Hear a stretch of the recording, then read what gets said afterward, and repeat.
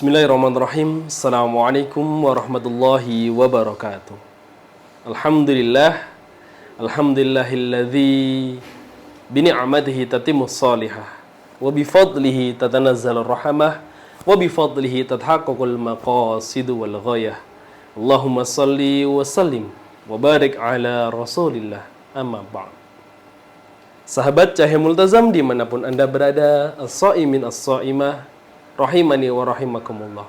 Ayah bunda, pejuang Baitullah dimanapun Anda berada, Allah subhanahu wa ta'ala memberikan kenikmatan kepada kita, memberikan kenikmatan, memberikan kesehatan, memberikan rezeki yang mana apabila kita menghitungnya la tuhsuha wa in ta'uddu ni'matallah, jika engkau menghitung-hitung nikmat Allah tidak akan pernah bisa menghitungnya. Dari kita lahir sampai detik ini, berapa banyak nikmat yang Allah berikan kepada kita semua. Maka perlunya kita mensyukurinya, perlunya kita memaksimalkan pemberian dari Allah subhanahu wa ta'ala.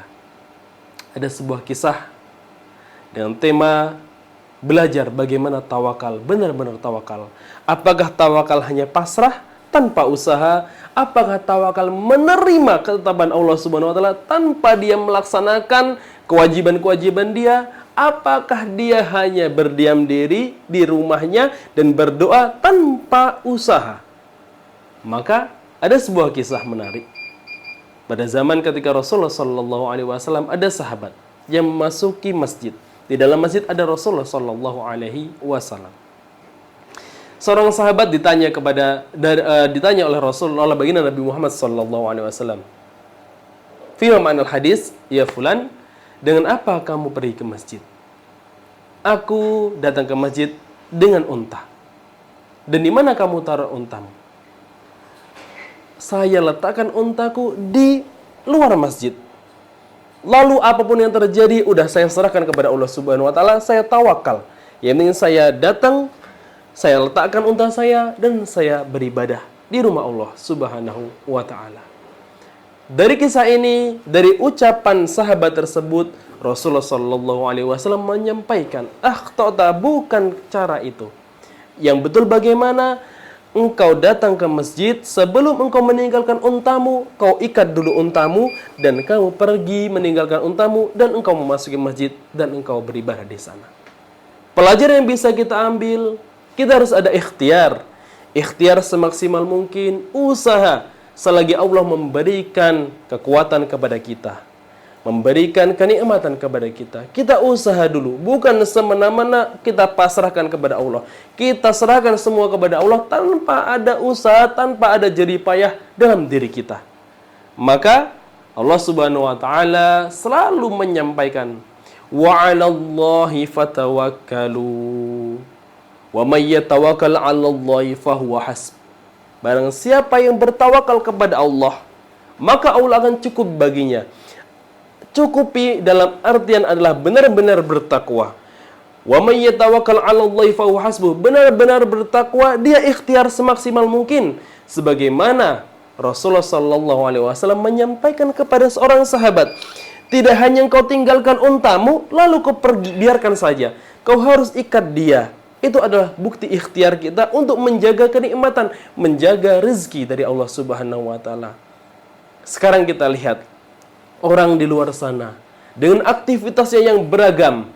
Dari mulai pagi hari dia sudah berjualan keliling, dia sudah mendatangi kantor-kantor atau sales.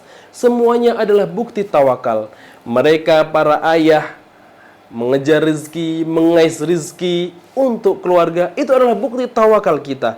Kita berusaha dan selebihnya kita serahkan kepada Allah Subhanahu wa ta'ala. Jadi tidak hanya berdoa atau selalu mengatakan Allah itu maha pemberi rezeki, maka saya hanya mengucapkan ar-razaq, ar-razaq, ar-razaq tanpa dibarengi dengan upaya, itu adalah hal yang salah besar, nihil. Tidak mungkin. Memang rezeki ada dua hal.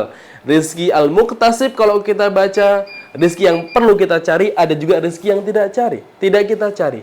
Dua-duanya ada, dua-duanya sudah ditetapkan kepada seorang hamba.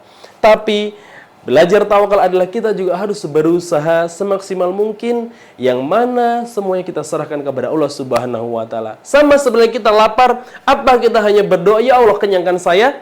Kita lapar, kita juga harus makan. Bukti ikhtiar kita. Kita haus, dahaga, apa kita berdoa, "Ya Allah," atau kita menyebut semoga akan datang, akan hilang dahaga ini? Tidak. Kita juga perlu mengambil air minum untuk menghilangkan dahaga kita. Satu analogi yang simpel dari petikan di atas, perlunya kita ikhtiar semaksimal mungkin, yang mana semuanya kita serahkan kepada Allah Subhanahu wa taala setelah kita berusaha semampu kita.